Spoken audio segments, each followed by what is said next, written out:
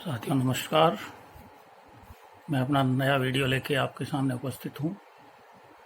इस सप्ताह हम जानेंगे कि कुंडली में ग्रह एवं राशि इत्यादि को कैसे दर्शाया जाता है। साथ ही लग्न एवं अन्य भावों के बारे में भी जानेंगे। कुंडली को जन्म समय के ग्रहों की स्थिति की तस्वीर कहा जा सकता है।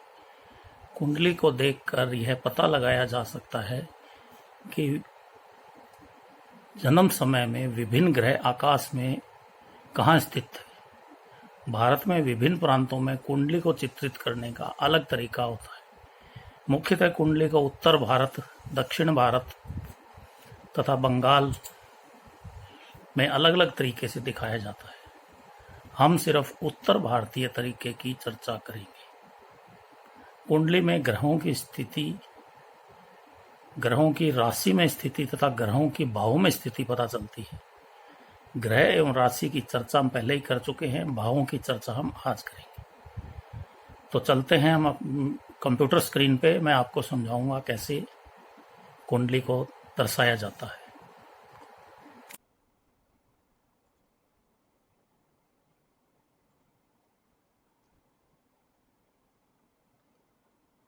इस सप्ताह हम जानेंगे कि कुंडली में ग्रह एवं राशि इत्यादि को कैसे दर्शाया जाता है। साथ ही लग्न तथा अन्य भावों के बारे में भी जानेंगे। हम सिर्फ उत्तर भारतीय तरीके की चर्चा करेंगे। कुंडली में ग्रहों की राशि में स्थिति तथा ग्रहों की भावों में स्थिति पता चलती है। ग्रह एवं राशि की चर्चा हम पहले ही कर चुके हैं और भावों की चर्चा हम आगे करेंगे।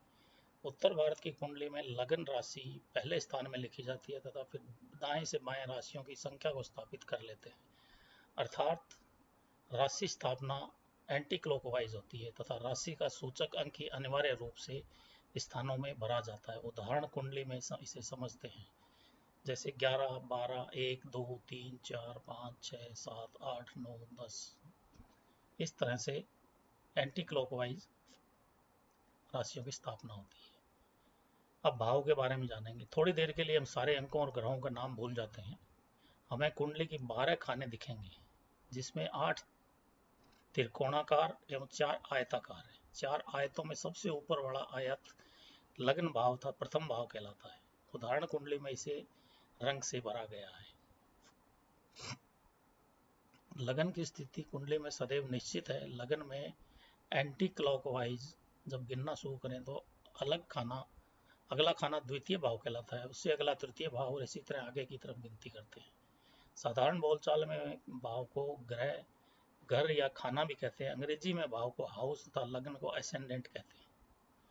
इसी तरह भावेश, कुंडली में जो अंक लिखा है वो राशि बताते हैं। उदाहरण कुंडली में लग्न में 11 नंबर लिखा जाता है, कहा जा सकता है लग्न या प्रथम भाव में 11 अर्थात कुंभ राशि पड़ी है।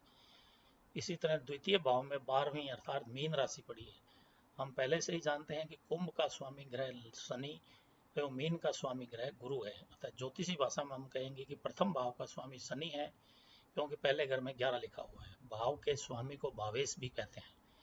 प्रथम भाव के स्वामी को प्रथमेश तथा लग्नेश भी कहते हैं। इसी प्रकार द्वितीय भाव के स्वामी को द्वितीय, तृतीय के स्वामी को तृतीय कहते हैं।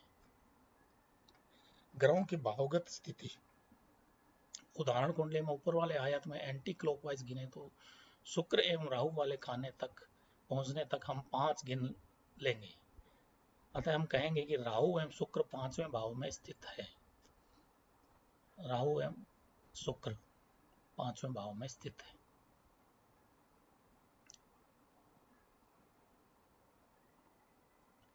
इसी प्रकार चंद्र एवं मंगल 6, शनि एवं सूर्य बुध 7वें, गुरु केतु 11वें भाव में स्थित है। यही ग्रहों की भाव स्थिति है। ग्रहों की राशिगत स्थिति जानने के लिए, ग्रहों की राशिगत स्थिति जानना बहुत आसान है। जिस ग्रह के खाने में जो अंक लिखा होता है वही उसकी राशिगत स्थिति होती है। उदाहरण कुंडली में शुक्र एवं राहु के आगे 3 लिखा जाता है। शुक्र एवं राहु 3 अर्थात मिथुन राशि में स्थित है। इसी प्रकार चंद्र एवं मंगल के आगे 4 लिखा है, अतः वे कर्क राशि में स्थित है, जो कि राशि चक्र की चौथी राशि है। याद रखें कि ग्रह की भावगत स्थिति एवं राशिगत स्थिति दो अलग अलग चीजें, इन्हें लेकर कोई कंफ्यूजन नहीं होना चाहिए। धन्यवाद दोस्तों, आप सभी खुश रहें, प्रसन्न रहें। नमस्कार। इसे सब्सक्राइब करें, शेयर करें ताकि आपको अपडेट मिलती रहे।